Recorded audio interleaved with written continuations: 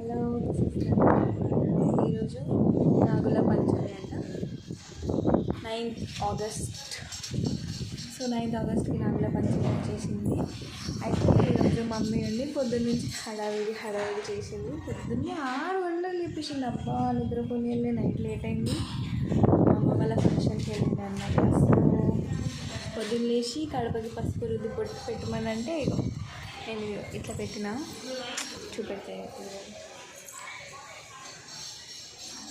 ఇట్లా పెట్టినా. ఇంత పెద్ద ముగ్గు గీయాలంటే పెద్ద ముగ్గు గీసి.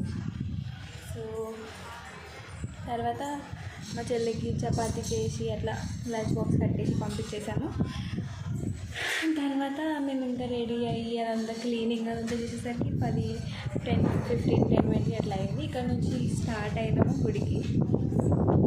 ఇంకా అక్కడికి వెళ్ళి చాలామంది ఉండే లైన్లో నిలబడాల్సి వచ్చింది. ప్రదక్షిణాలు చేసి చాలా పెద్ద ప్రాసెస్ ఉండే.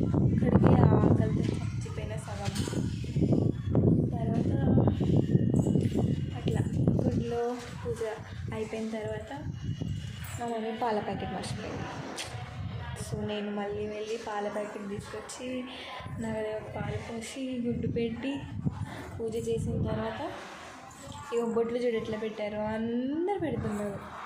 బొట్లతోనే నిండిపోయింది మొత్తం అంతా.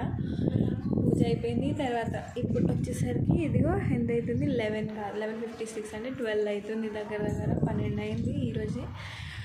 సో ఈరోజు ఇట్లా అయింది. మా మమ్మీ ఈరోజు బెండకాయ కూర వండిందనమాట.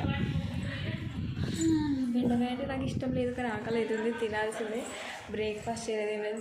ఇది డైరెక్ట్ లంచ్ అయిపోతున్నప్పుడు 12 అవుతుంది అని అంటే it's called branch type of nearly lunch.